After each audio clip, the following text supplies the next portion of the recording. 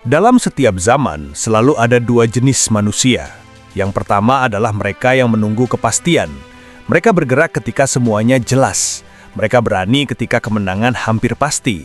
Namun ada juga jenis manusia yang berbeda.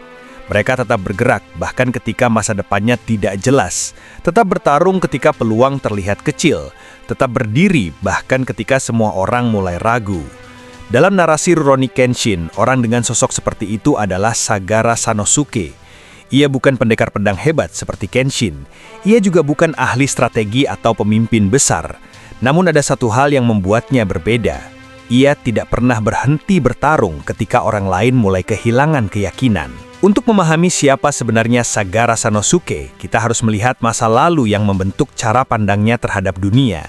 Sebelum menjadi petarung jalanan yang keras kepala, Sanosuke adalah bagian dari sebuah kelompok bernama Sekihotai. Kelompok ini awalnya muncul pada masa pergolakan besar dalam sejarah Jepang, ketika sistem lama runtuh dan pemerintahan baru mencoba membangun tatanan yang berbeda setelah Meiji Restoration.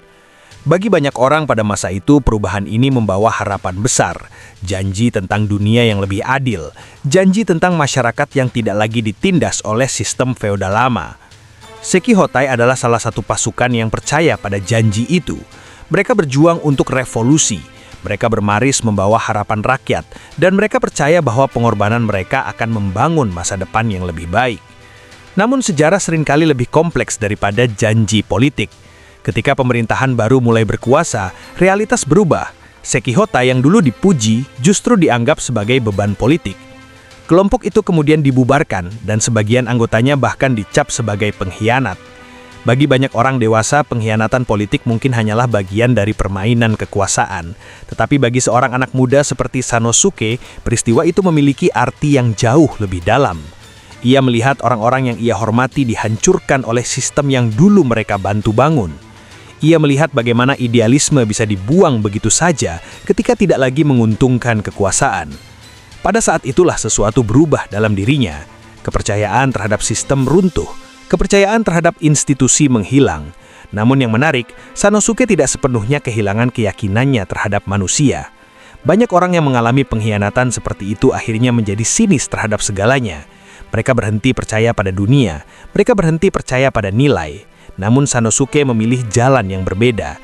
Ia mungkin kehilangan kepercayaan terhadap pemerintah. Ia mungkin tidak lagi percaya pada slogan-slogan besar tentang keadilan, tetapi ia masih percaya pada satu hal sederhana, bahwa seorang manusia tetap harus memiliki keberanian untuk berdiri melawan ketidakadilan. Dari sinilah karakter Sanosuke mulai terbentuk. Ia tidak lagi bertarung demi sistem, ia tidak lagi bertarung demi ideologi besar. Ia bertarung karena satu alasan yang jauh lebih pribadi. Ia menolak membiarkan dunia yang tidak adil memutuskan bagaimana ia harus hidup. Dan dalam banyak hal, itulah yang membuat Sanosuke berbeda dari banyak karakter lain. Ia bukan pahlawan yang percaya pada dunia yang performa. Ia adalah seseorang yang tahu dunia bisa kejam, tetapi tetap memilih untuk melawan. Jika melihat Sagara Sanosuke dari luar, banyak orang mungkin akan langsung memberi kesimpulan yang sederhana. Ia kasar, ia keras kepala, dan sering bertindak tanpa banyak perhitungan. Dalam dunia yang sering memuja kecerdikan, strategi, dan perencanaan yang matang, karakter seperti Sanosuke sering dianggap terlalu impulsif, terlalu sederhana, bahkan terkadang terlihat seperti seseorang yang hanya mengandalkan kekuatan fisik. Namun jika diperhatikan lebih dalam, ada satu prinsip yang sebenarnya sangat kuat di balik sikapnya. Sanosuke memiliki satu aturan yang hampir tidak pernah ia langgar. Ia tidak pernah lari dari pertarungan yang ia anggap benar. Bagi sebagian orang, pertarungan adalah sesuatu yang harus dihindari. Bagi sebagian lainnya, pertarungan adalah alat untuk meraih kemenangan. Namun bagi Sanosuke, pertarungan memiliki makna yang berbeda. Ia adalah cara untuk mempertahankan harga diri. Senjata yang ia gunakan pun mencerminkan filosofi itu. Zanbatao, senjata raksasa bernama Zanbatao, bukanlah senjata elegan. Pedang itu terlalu besar untuk standar pertarungan biasa, terlalu berat untuk digunakan dengan teknik yang halus. Bahkan dalam cerita, senjata seperti ini dianggap hampir impossible digunakan secara efektif oleh kebanyakan petarung. Namun justru disitulah maknanya. Zanbatao bukan hanya senjata, ia adalah simbol dari cara hidup Sanosuke. Berat, kasar, tidak indah, tetapi nyata. Sanosuke tidak pernah mencoba menjadi petarung yang performa. Ia tidak mencari teknik yang paling elegan. Ia tidak mencoba terlihat hebat di mata orang lain. Yang ia cari hanyalah satu hal, keteguhan untuk terus maju bahkan ketika jalannya terasa berat. Dan keteguhan seperti ini adalah sesuatu yang sering diremehkan dalam kehidupan manusia. Banyak orang percaya bahwa kemenangan selalu datang dari strategi yang paling cerdas atau kekuatan yang paling besar. Namun sejarah sering menunjukkan sesuatu yang berbeda. Seringkali yang menentukan hasil bukanlah siapa yang paling pintar atau paling kuat, melainkan siapa yang tidak berhenti bertahan paling lama. Dalam hal ini, Sanosuke mewakili bentuk kekuatan yang sangat manusiawi. Bukan kekuatan yang lahir dari kesempurnaan, tetapi kekuatan yang lahir dari keteguhan untuk tidak mundur.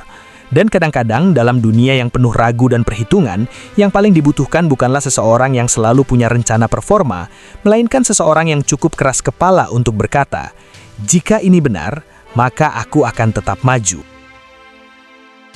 Salah satu hal paling menarik dari posisi Sanosuke dalam cerita Rurouni Kenshin adalah perannya di dalam kelompok Kenshin. Ia bukan pemimpin kelompok. Ia juga bukan petarung terkuat di antara mereka. Jika dibandingkan dengan Kenshin yang memiliki teknik pedang legendaris, Sanosuke jelas berada di tingkat yang berbeda. Ia juga bukan ahli strategi seperti karakter lain yang mampu membaca situasi dengan tenang. Namun justru disitulah letak keunikannya. Dalam banyak situasi, ketika keadaan mulai terlihat tidak menguntungkan, ketika musuh terlihat terlalu kuat, ketika rencana mulai runtuh, dan ketika harapan mulai menipis, Sanosuke hampir selalu menjadi orang pertama yang mengambil langkah maju. Bukan dengan pidato panjang, bukan dengan strategi rumit, tapi dengan pertarungan langsung. Bahkan bagi sebagian orang mungkin terdengar naif.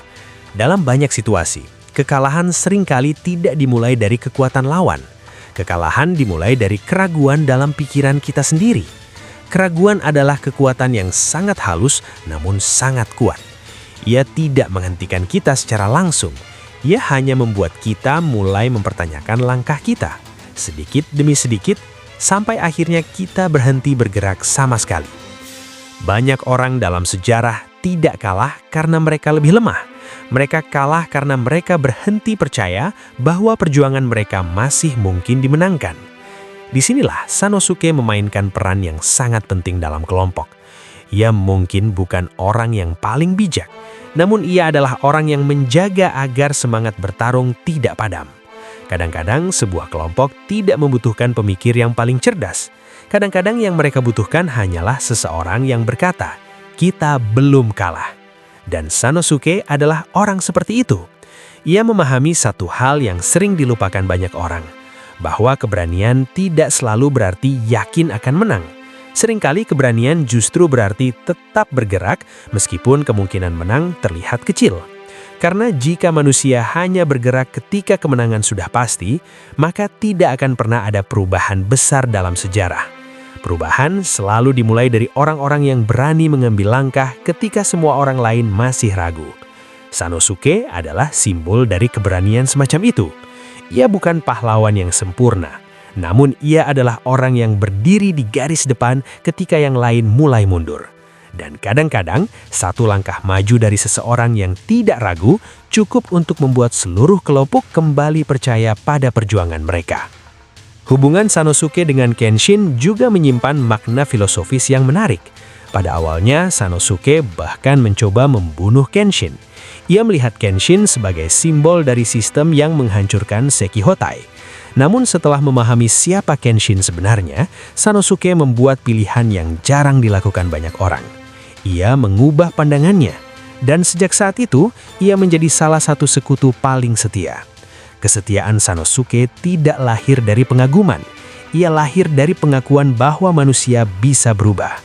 Di dunia yang sering terjebak dalam dendam masa lalu, Sanosuke menunjukkan bahwa keberanian terbesar bukan hanya bertarung melawan musuh, tetapi juga berani mengubah keyakinan sendiri ketika menemukan kebenaran. Pada akhirnya, Sanosuke mengajarkan satu hal sederhana namun kuat. Bertarung tidak selalu tentang menang. Kadang-kadang bertarung adalah tentang menolak menyerah pada keadaan. Dunia mungkin tidak adil, sistem mungkin rusak, dan masa lalu mungkin penuh luka. Namun manusia tetap punya satu hal yang tidak bisa diambil siapapun, pilihan untuk tetap berdiri. Dan Sanosuke memilih untuk berdiri, lagi dan lagi.